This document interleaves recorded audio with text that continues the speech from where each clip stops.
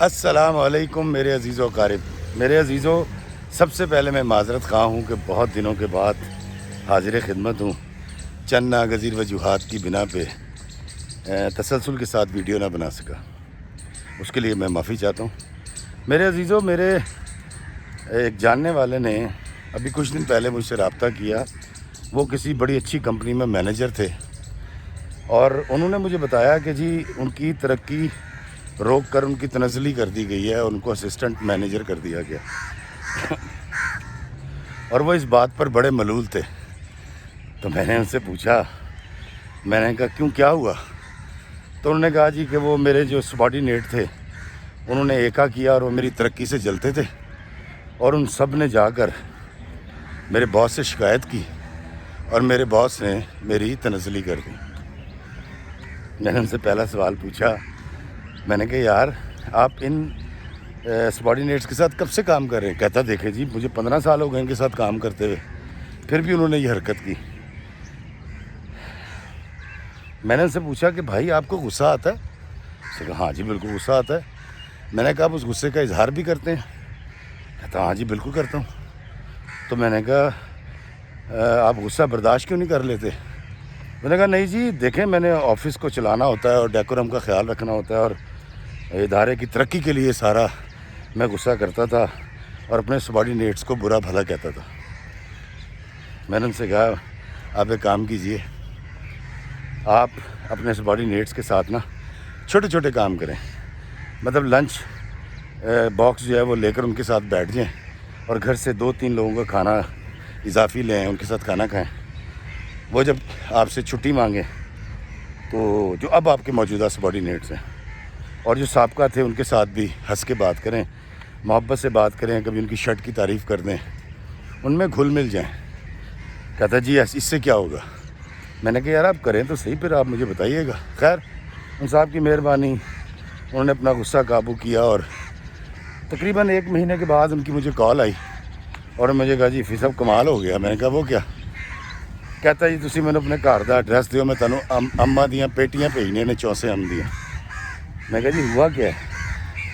کہتا جی میں نے آپ کا فارمولہ اپنایا اور پیار اور محبت سے سب سے بات کی، تو انہی لوگوں نے جنہوں نے میری شکایت کی تھی، انہوں نے باس کو جا کے میری تعریف کی، اور مجھے میری سیٹ پر بحال کر دیا گیا ہے۔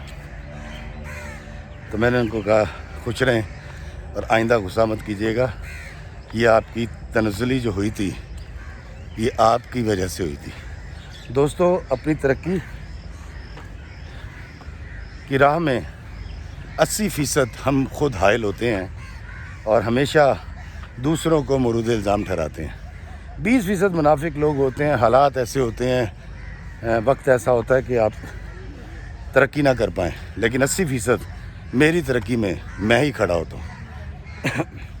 لیکن میں اس بات کا اعتراف نہیں کرتا، اور ہمارا رویہ، ہمارا غصہ، ہمارا تکبر ہمیں جڑنے نہیں دیتا لوگوں کے ساتھ، اور جب تک آپ لوگوں کے ساتھ جڑے رہیں گے نہیں، آپ کی اسٹرینتھ نہیں بنے گی، اسٹرینتھ نہیں بنے گی تو ترقی نہیں ہو سکتی انسانی زندگی میں۔ دوستوں میں آپ کو بتاتا ہوں، یہ چھوٹے چھوٹے کام، چھوٹی سی بات غصہ کنٹرول کر لینا، چھوٹی سی بات کسی کی تعریف کر دینا، چھوٹی سی بات کسی کو معاف کر دینا، یہ ہم بھول چکے ہیں، جس کی وجہ سے ہمیں بڑا لاس بھی ہو رہا ہے۔ میں آپ کو بتاتا ہوں 2 باتیں اپنی زندگی کی، کہ میں بڑی اسٹرگل کرتا تھا، ڈپلومہ لے کر آیا تھا ایکٹنگ، اسکرپٹ رائٹنگ، ڈائریکشن کا، لیکن مجھے کام نہیں ملتا تھا، تو میں چھوٹے چھوٹے رول کیا کرتا تھا۔ وہ لوگ جو مجھے بچپن سے جانتے ہیں یا پی ٹی وی کے پرانے ڈرامے دیکھیں گے تو میں ڈمی رولز کیا کرتا تھا، بہت چھوٹے چھوٹے رول ہوتے تھے، اور امید میں ہمیشہ کرتا تھا کہ میں ترقی کر جاؤں گا۔ تو وہ گھرانے جن میں ماں باپ ریٹائر ہو جائے اور ماں باپ جو ہیں ان کے 4 یا 5 بیٹے ہوں یا 2 بیٹے ہوں، تو وہ بیٹے ہمیشہ حساب کتاب میں پڑ جاتے ہیں اپنے ماں باپ کے ساتھ۔ جب ان کا خرچہ اٹھانے کی باری آتی ہے تو کہتے ہیں جی یہ 10,000 میں نے دے دیا، 10,000 آپ عظیم بھائی سے لے لیں، یا چھوٹا بیٹا کہتا ہے جی کہ یہ 15,000 میں نے دے دیا، 15,000 آپ بڑے بھائی سے لیں۔ یہ والے حساب کتاب وہ اس لیے کرتے ہیں کہ ان کے بیچاروں کے اپنے بھی خرچے ہوتے ہیں، ان کے اپنے بچے ہوتے ہیں، ان کو انہوں نے پالنا ہوتا ہے، ان کی فیسیں دینی ہوتی ہیں، تو ان کو لگتا ہے کہ اگر ہم نے اماں ابا کو یہ سارے پیسے دے دیے یا ان کے اخراجات سارے اٹھا لیے تو اس سے یہ ہوگا کہ میرے بچوں کا مستقبل تاریک ہو جائے گا. اور کیونکہ ہم 5 بھائی ہیں اور میں بھی کم و بیش ایسا ہی سوچا کرتا تھا، تو میں اماں ابا سے اس وقت آج سے 15 سال پہلے حساب کیا کرتا تھا. اور میں دیتا زیادہ تھا لیکن میں کہتا تھا جی یہ اتنے ہیں، باقی آپ بڑے بھائی سے اور باقی چھوٹوں سے لے کے اپنا خرچہ پورا کر لیں. دوستو اس سے نقصان یہ ہوا کہ کئی بار ابا کے پورشن کا بجلی کا بل نہ جا سکا گرمیوں میں. تو اگلے مہینے جب وہ آیا تو وہ ڈبل ہو کے آیا، تو وہ تقریباً اس وقت 28 یا 30 ہزار روپے بل بنا وہ. اور ابا نے مجھے بلایا اور مجھے بلا کر کہا ابو ادھر آ. میں کہا جی ابا جی. انہوں نے کہا بیٹا جنت لینی ہے؟ تو میں نے کہا ابا مرشد یہ جنت اگر آپ کہہ رہے ہیں تو مل جائے گی، لیکن کیسے؟ کہتے بیٹا چپ کر کے یہ بجلی کا بل جمع کرا دے. میں نے بل پکڑا، چوما اور آنکھوں میں آنسو آ گئے اور میں اپنے کمرے میں گیا اور میں نے جا کے بیگم سے کہا جی پیسے نکالیں. کہتی کون سے؟ میں نے کہا وہ علی عیسیٰ موسیٰ کی فیسوں کے پیسے نکال دیں.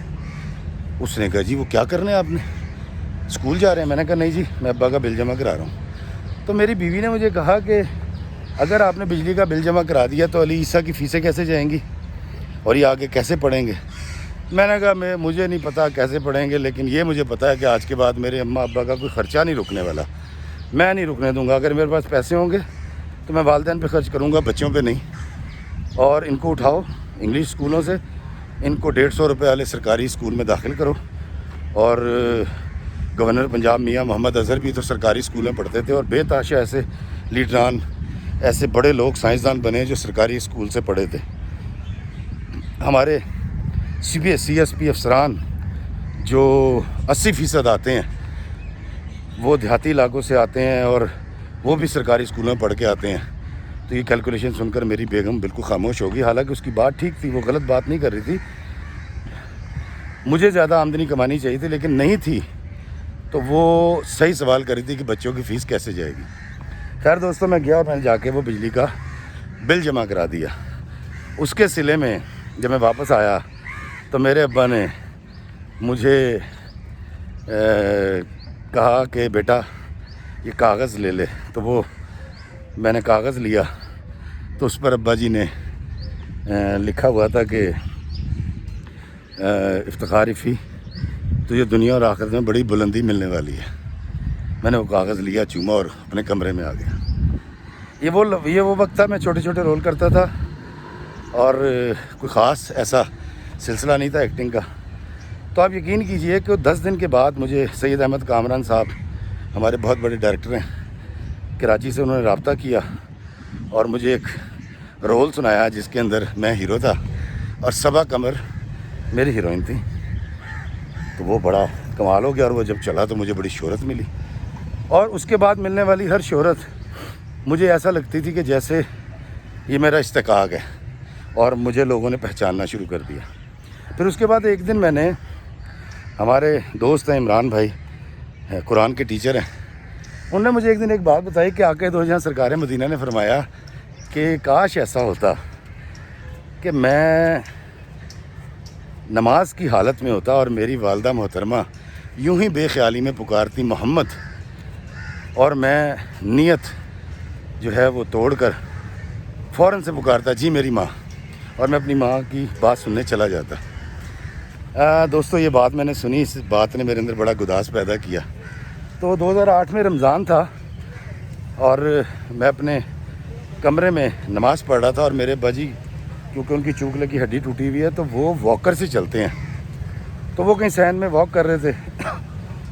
تو میں نے جب نیت باندھی اور پہلی رکعت پڑھی، دوسری رکعت کے لیے میں ابھی اٹھا ہی تھا تو ابا جی کی آواز آ گئی اپو. میں نے نیت توڑی. میں کہا جی ابا جی. جب میں نیت توڑ رہا تھا اور ابا جی کو پکار رہا تھا تو اس وقت میری والدہ کمرے میں داخل ہو رہی تھی.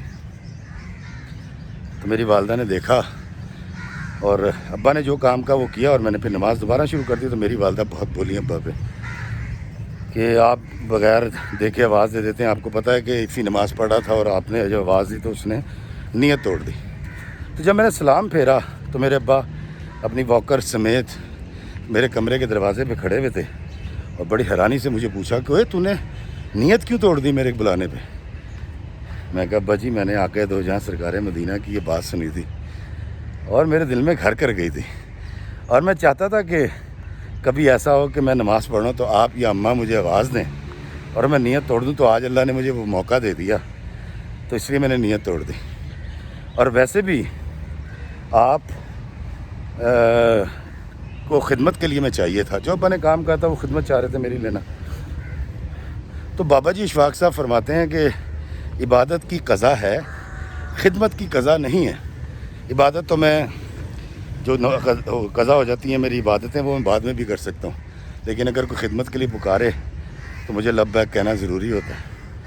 میرے ابا نے مجھے گلے سے لگایا اور ابا نے مجھے کہا کہ کاکا دنیا اور آخرت میں تیری مشق بھری رہے گی، تجھے جنت نصیب ہوگی۔ تو میں نے کہا مرشد اگر آپ یہ فرما رہے ہیں تو مجھے کچھ لکھ دیں یہ۔ تو ابا جی نے کاغذ پہ وہ ایک تحریر لکھی اور میں نے اس تحریر کو چوم کے اپنے پاس رکھ لیا، اور میں نے اپنی بیگم سے کہا کہ جس دن افتخار افی مرے اس کی اصل کاپی میری قبر میں رکھ دینا اور اس کی فوٹو کاپیاں میرے بچوں کو دے دینا تاکہ وہ اپنی نسلوں میں اس کو دکھا سکیں کہ باپ سے اس طرح سے بھی دعا لی جا سکتی ہے۔ دوستو آپ یقین کیجئے میری زندگی کے یہ وہ دو عمل ہیں جس کے بعد شہرت کہاں سے آئی، پیسہ کہاں سے آیا، لوگوں نے جھک جھک کر سلام کیسے کرنا شروع کیا، میرے بچے کیسے پل گئے، گاڑیاں کہاں سے آ گئیں، چیزیں کہاں سے بن گئیں، میرا اللہ شاہد ہے مجھے نہیں پتہ۔ لیکن آج میں یہ سمجھتا ہوں کہ میرے پاس جو کچھ ہے وہ میرے اللہ کے کرم، میرے آقا دو جہاں سرکار مدینہ کی کرم نوازی اور میرے ماں باپ کی دعاؤں کی وجہ سے ہے۔ تو دوستو بہت سارے میں لوگوں کو جانتا ہوں اور ہم سب جانتے ہیں کہ جب ماں باپ بوڑھے ہو جاتے ہیں تو ماں باپ کے ساتھ کیا سلوک کیا جاتا ہے۔ ان سے پوچھا تھا تسی پیسے کرنے کی نے؟ اب بھائی تسی پیسے کی کرنے نے؟ تہاڈا اے بھی تو کرتا ہے وہ بھی تو کرتا ہے، لیکن اس کے مقابلے میں آج جب علی آ کر جتنے مرضی پیسے مانگے میں بغیر سوچے سمجھے اس کو پکڑا دیتا ہوں۔ اور کیا مجھے اچھا لگے گا کہ جب میں بوڑھا ہو جاؤں گا اور میں علی سے پیسے مانگوں گا تو وہ مجھ سے حساب کرے گا، جبکہ میں علی سے حساب نہیں کرتا۔ دوستو محبتوں میں حساب نہیں ہوتا، اور خاص طور پہ والدین کے ساتھ تو بالکل بھی نہیں۔ تو میں گزارش کروں گا کہ اپنے ماں باپ سے اگر وہ عطا ہو گئے ہیں محبت کیجئے، ان کا خرچہ اٹھائیے۔ وہ آپ سے مانگتے کچھ نہیں، لیکن کچھ ڈیو اخراجات ہوتے ہیں جو لازمی ہونے ہوتے ہیں، جو بجلی کے ہوتے ہیں، پانی کے ہوتے ہیں، کھانے کے ہوتے ہیں، کپڑوں کے ہوتے ہیں۔ ہمارے بچے ضرور پل جائیں گے انہی کی دعاؤں سے، لیکن اگر میں نے اپنے ماں باپ کو ناراض کر دیا تو میرا اللہ مجھ سے ناراض ہو جائے گا، اور جب اللہ ناراض ہوتا ہے تو دنیا کی ہر نعمت چھن جاتی ہے۔ اللہ ہمیں آسانیاں عطا فرمائے اور آسانیاں تقسیم کرنے کا شرف عطا فرمائے، آمین۔ السلام علیکم ورحمۃ اللہ وبرکاتہ۔